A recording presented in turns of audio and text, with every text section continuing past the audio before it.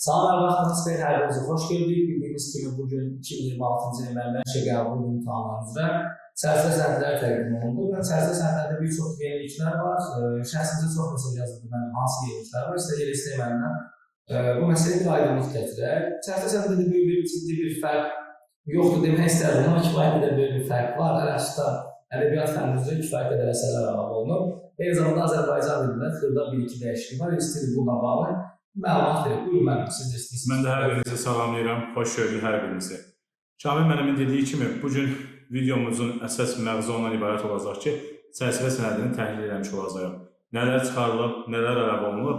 Amma məlumunuz olsun ki, belə deyim də, bu gözlənilən bir şeydir. Niyə gözlənilən bir şeydir? Məsələn, növbəti illərdə daha çox dəyişikliklər sizin qabağınıza çıxarılacaq. Çünki artıq Təhsil Nazirliyinin dərslikləri yenilənir. Həmin yenilənən dərsliklər əsasında da proqrama əlavə mövzular salınır. Məsələn, artılan hekayələr ki var, həmin hekayələrin hamısı 6-cı sinif yenə çıxan dərsliyin içərisində olan hekayələrdir.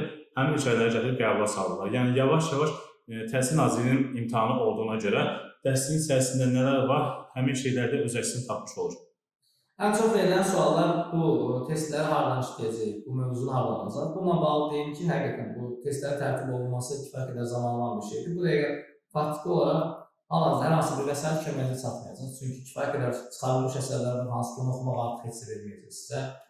Koroğlu əsərdə qollar dəyişir, məsələ üçün. Eyni zamanda kifayət qədər yeni nağıllar, yeni əfsanələr, yeni şeylər əlavə olunur ki, bunlarla bağlı artıq yeni bir vəsait ehtiyac var. Onu da inşallah biz yanvar ayına qədər düşünmüşük ki, tam bir çərçivəsini əhatə edən, bütün əsərləri əhatə edən bir vəsait çıxardıq.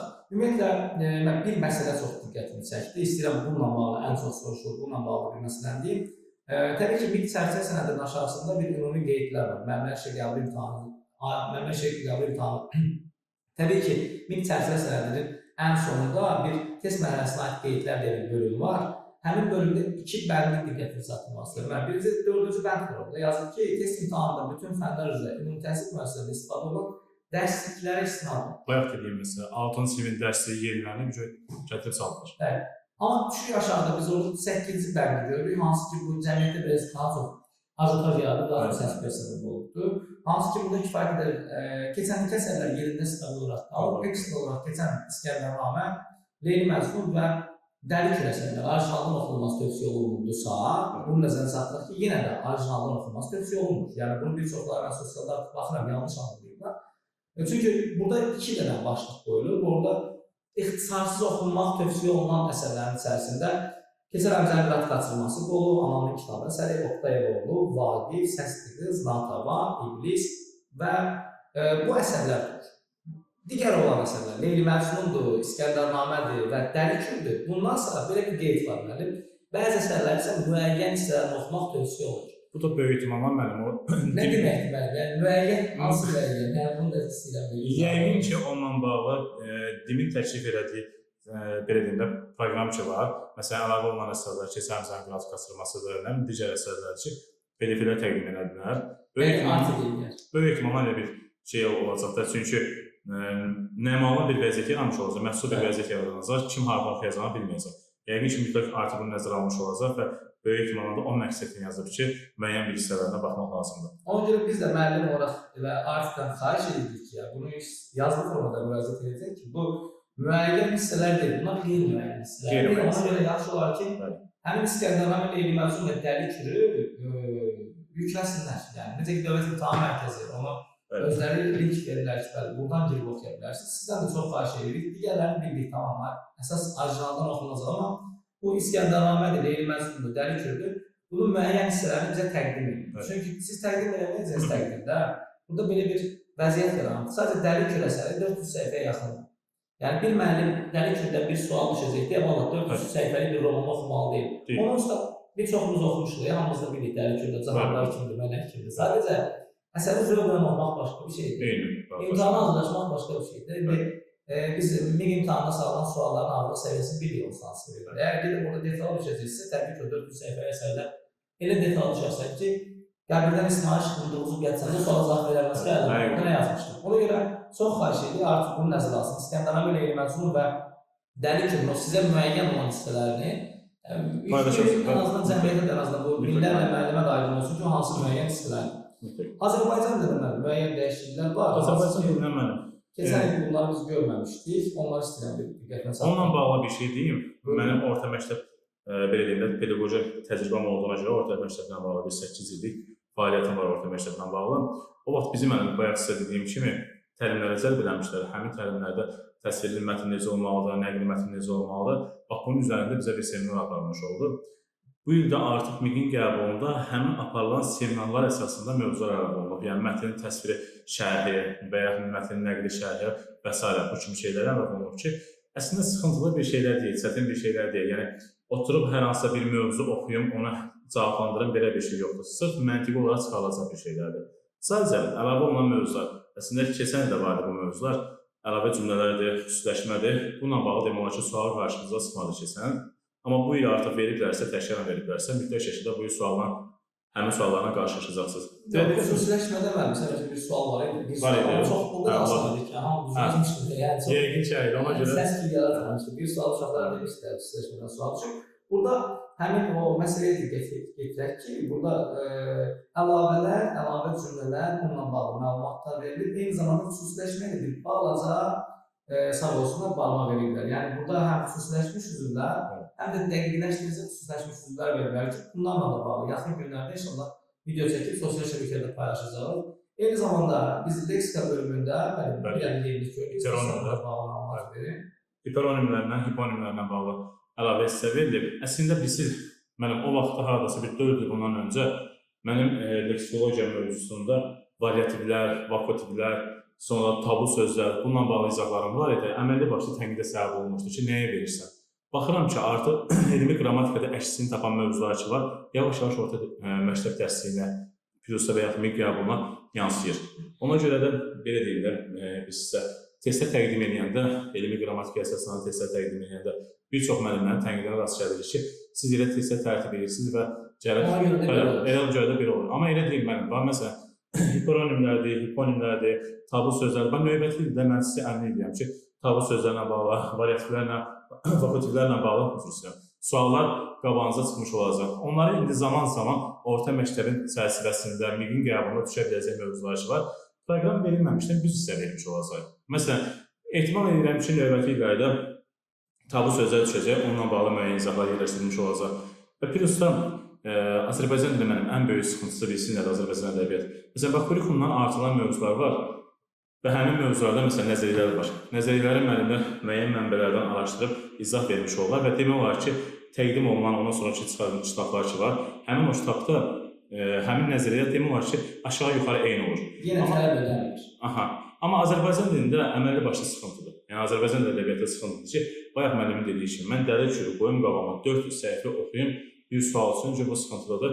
Ümid edirəm ki, onunla bağlı da verəcəklər məsələn. Mütləq. Bir də burada mən bir tənqidi bir fikir də səsləndim. Yəni valla burada sağ olsun, eminəm Bulay hər dəfəsində şeydən danışır.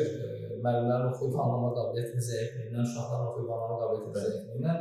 Çox paradoksal bir vəziyyətdir. Həm oxuyub anlamanın zəif olduğundan danışırıq. Həm də gedirik, düz deyil, yəni biz müəllimik, pedaqoq, biz bunların hamısını bilirik sadəcə. Yəni nə gərək var da, gedib oradan yeni terminlər gətirirsən, yeni məsələn, hansı ki, universitet proqramındaydı və yaxud danışdığımız həmin məsələlər. Məsələn, xüsusiləşməni keçən gətirdin, okey, heç nə deyilmədi, dəqiqləşdirilmiş gətirirsən və yaxud da ki, heteronimləri, hiponimləri gətirirsən və yaxud da ki, ekstrada yenə də qrammatikanı genişləndirirsən. Hansı ki, danışılan şey başqa bir şeydir, tətbiq başqa bir şeydir. Yəni, biz görürük ki, oxu və yazı məsələlərlə bağlı keçən ildə 10 sual, oxu 3 yazı idisə, bu ildə 10 sual yazı, 3 yox. 10 sual oxu 3 yazı idi. İndi də belədir. Bir qaydaları keçən 12 qalmışdı, indi 12 qalmışdı. Mən valla tərəfdar deyirəm. Yəni, emin mənim səhv statistik var. Yəni, mən bir müəllim kimi sinifdə görürəm, abituriyent dərs keçirəm, kifayət qədər yaxşı oxuyub anlama qabiliyyətlər var. Yəni, mətndən hər uşaq gedib 60-70 bal verir. Sadəcə abituriyent üçün. Sıxıntı bilsin mənim nədir? Uşağın qrammatikasında bu uşaq yoxdur da. Məsələn, İnan səmiyyətimi elə uşaq tanıyıram, anlaya sözünü anlaya kimi tərəf olunduğunu bilmir, amma gedib 70 bal tutur. Niyə? Dinliyib anlaması yüksək. 10 qrammatikanın hamısı bir artır, bir 5 bal burada, 75 bal. Hansı ki, Azərbaycan dilindən heç nə bilmir. Əslində, təbii ki, mətnlər olmalıdır, mən belə oxuyub olmasın, amma əməldə etdikləri ilə şey üstə düşməyəndə orada bir paradoksal vəziyyət yaşanır. Eyni zamanda biz bu çərçivə sənədinin tez çıxarılması mən sevindim. Ən azından sağ olsunlar da keçən il vakansiya sesinin 15 saat qalmış qərar verməyiblər. Yəni ən azından kifayət qədər vaxtımız var, kifayət qədər oxumaq üçün tələbələrin vaxtı var. Maksimum dərəcədə çalışıb ciddi hazırlaşmaq lazımdır. Arxivlar əsərlərinə bağlı oxuyun dediyimiz kimi, o arxivlar əsərlərin müstəqildə əsərlərin burada böyük bir əsəri yoxdur. Dəri kimi dediyimiz kimi təmənnimiz olur ki, biz PDF-i yükləyərik. Çünki həqiqətən o müəyyən hissələrini oxumaq deyirlər, amma biz o 500-400 səhifəlik bir əsərin müəyyən sözünüzdə kəsilən əvvəl müntəqabat verilirlər bizə. Bax, həmin o müntəqabatda olan hissələr gətirsiniz. 15-16 səhifəlik bir şeydir. Ən azı təqdim eləsinlər ki, sonrası gün kənar sualsa ki, istinad verir. Bu dəqiqə hal-hazırda mənim ən böyük sıxıntı, yəni Dövlət İmtahan Mərkəzinin aşağı yuxarı hamı bilir də istinad yeri o din kitabları var. Baxırsan ki, hər imtahanda oradan qaçmırlar. Yəni buradan çox xahiş edirəm. Yəni bu Təhsil Nazirliyi olsun bu işi öz öhdəsinə götürübsə, yəni çox xahiş edirəm ki, vəsait bu böyük bir şey deyil. Valla 4-5 dəfə müəllim çağırsa sonra o vəsaiti yazıb əleyib verərlər. Ən azından bir vəsait versinlər. Çünki gedib elmi qrammatika deyirlər ki, biri gedir Qəzənfər müəllimə istinad edir, biri gedir Sneydova, Muxtara istinad edir. Bulutxan müəllimin kitabını oxuyan var. Hər bir şey oxuyur. Yəni belə doğru deyil, belə düzgün deyil. Yəni yaxşı olar ki, ən azından vahid bir qayda kitabı çıxarılmalıdır. Yəni bu qaçılmazdır. Yəni bu dəqiqə Təhsil Nazirliyi vahid kitab çıxarılmalıdır ki, dil qaydasını hardan oxunduğunu bilirik. Yəni yoxsa dil qaydası hardan oxunduğunu bilməyən ki, belə bir çıxmasın. Mənim özüm də məsələn kitab buraxacaq, başqa bir tədris mərkəzində kitab buraxacaq. Hamı kitab buraxır, mənşəyi bilinməyən, mənbəsi hardan götürüb bilinməyən kitablar, bu dəqiqə hal-hazırda gəzən kitabların hamısı ilə bir-iki nəfərin subyektiv yanaşması və bir-iki nəfərin şəxsi araşdırması sayəsində yazılmış kitablar bu dəqiqə alınır və oxunur. Hansı ki, baxırsan ki, kifayət qədər nöqsanlar da var. Yəni biz də onu yazsaq bəlkə də nöqsanı var, amma nəticə etibarilə bu dəqiqə olan dil qayda kitablarının əksəriyyəti nöqsanlıdır, ədəbiyyat kitablarının bu dəqiqə əksəriyyəti nöqsanlıdır. Faktiki olaraq bizə heç bir materiallar MİQ-in çərçivə sənədini ödəmir. Ona görə çox xahiş edirik Təhsil Nazirindən ki, bunu ödəyə biləcək ya vəsaiti buraxın, ya da ki, sizin kitablarını istinad edin də, oradan çıxmayın. Özünüz də burada bənd olaraq qeyd eləmişsiniz ki, sizin kitabına istinad edəcək. Burada bir məsələ var, yenə də şey çıxır, burada deyilən şeydən kənara çıxır. Keçən ildə bu bənd vardı ki, sinif kitabına istinad olunacaq, amma düz deyib bildirmişdiniz ki, bu əsərlər ayrılmamış. Keçən Natavan, Səsli Qız, yəni bu hansı sinif kitabına istinad olunur? Nə olsun ki, yükləmişsiniz də, yəni PDF-i. Amma faktiki verdiyiniz bənddən kənara çıxırsınız. Çox xahiş edirik, yəni bunları nəzərə alın. Yəni sual hazırlayarkən heç olmasa ədəbiyyatdan bu qədər əsər var. Onsuz da 50-dən çox əsər var, cəmi 15 sual var. Heç olmasa eləyin ki, sual tərtibində. Ən azından bir 12 sual sinif kitabı istinad eləsin. Ümumiyyətlə mənim təklifim nədir? Baxın, istər abituriyent bazası, yəni orta məktəbdə oxuyan uşaqlar, istər belə deyim də, ali təhsil alan insanlarda ən böyük sıxıntılar nədir? Müəllim, adamlar düzgün danışa bilmirlər. Baxın, orfoqrafiyasında problem var. Məsələn, götürək ki, primitiv olaraq da qonaq sözündə sonda q hərfi yox, x hərfini yazan adamlar var. Hansı ki, həmin adamlar müəyyən bir sosial maarifdə ali təhsil tutarıblar, belə deyim də, bunlar əməlli başda sıxıntılı bir şeydir. Nədən irəli gəlir bunların hamısı? Bunların hamısı da qrammatika suallarının azalığından irəli gəlir. İstər abituriyent səviyyəsi üstünə olsun, istər MİQ səviyyəsi üstünə olsun, mən bəli siz dediyiniz kimi, inanın səmiyyətimə, yəni hər bir Azərbaycanda, yəni tələbə kimi oxuyan və yaxud da ki, abituriyent olaraq hazırlaşan uşaqlar ki var, onların bütün hamısı dinləyib anlaması yüksək olan adamlardır. Bayaq dediyimiz kimi, 75 bal toplayıb 70 balına mətn verir. Bu adamlar mətndən 100 bal yazılır. Dinlədiyim demək ki, anlayır da, bu adamın qrammatikasında problem var. Bu adam güclənəcək, dinləyib anlamaya. Qrammatikanı qoyacaq bir kənara, sabahsı gün gedib orfoqrafiyasında sıxıntı olacaq. Məşğullar var, indi ad seçmək istəmirəm. Saz sualını paylaşırlar, mənim başdan ayağa orfoqrafiya səhvləri. Problem də, əməlli başda problemdir. Bunları aradan qaldırmaq lazımdır. İcazənizlə mənim bir də ümumi əlavə olunan və çıxarılan əsərlərə toxunacam. Deməli, Xan Sarayı, şifahi xalq ədəbiyyatında Xan Sarayı çıxarılmalıydı. Yəni, orada mənasızdır, nə var ki? Ağıllı uşaq çıxarılmalıydı, həqiqətən. Mənə maraqlı gəlir ki, nə əcəb dərzi şahidi Əhmədi saxlayıblar. Ola bilər ki, dərzi şahidi Əhmədi ilə maksimum olaraq biz inteqrasiya edib Təpəgözə, qoyun dərisi məsələsi. Ya da ağıllı uşaq. O da ağıllı uşağı da çıxardıblar, Basadın Təpəgözü öldürməsini də çıxardıblar. Nə əcəb onu saxlayıblar, bilmirəm. Bir usta Nizami Gəncəlidə Yaralı Uşağın dastanı mənasız mövzularıydı, açıq deyim. MİQ-ə yaraşan mövzular deyildi, yəni çox primitiv bir şeylərdir.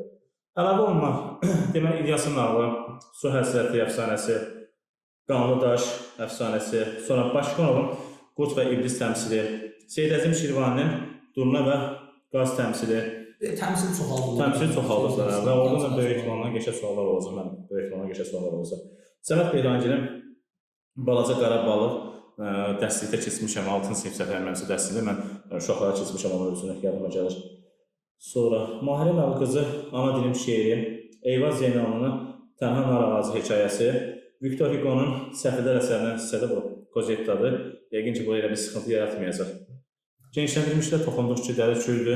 Leyla və Məcnun və Səndənamədə biraz genişləndirilmiş formada idi. Biraz o genişləndirilmiş nə qədər biraz olsa bilmirik hələ ki. Ya amma tövsiyə edir ki, o ancaqdan onun vaxt itirməsin. Hayır, Yəni, mən 400 səhifəyi dəri kinetik oxumağı tövsiyə eləmirəm. Yəni, salı da bilməzlər. Çünki burada faktiki olaraq adamlar müəyyən hissələri oxumaq tövsiyə olunur və biz hələ ki o müəyyən hissəni bilmirik. Biraz səbir olub gözləməliyik. İnşallah yaxın günlərdə yəqin ki artıq yükləyər. Bunun üçün də əlaqə saxlayacağıq artıq ki, bunu yükləyib. Müəyyən hissə sizə müəyyəndir valla. Bizə müəyyən deyil hansı hissədir.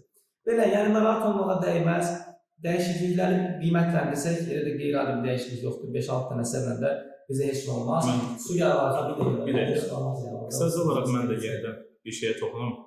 Deməli, Kulikumla artılan hissələrlə bağlı mən qısaca olaraq danışmış olacağam və bir də bu hissələr ədəbiyyatdan Azərbaycan dilinə artılan hissələr sizi heç bir halda narahat eləməsin. Sözün əsl mənasında bu reklam xarakteri daşımır. Hazırladığımız kitab möhtəşəm bir şey olacaq. Hazırda bazarda olan kitablar, mən bazara adlandıram. Satış bazarında olan kitablar ödəmir, çərçivəni ödəmir.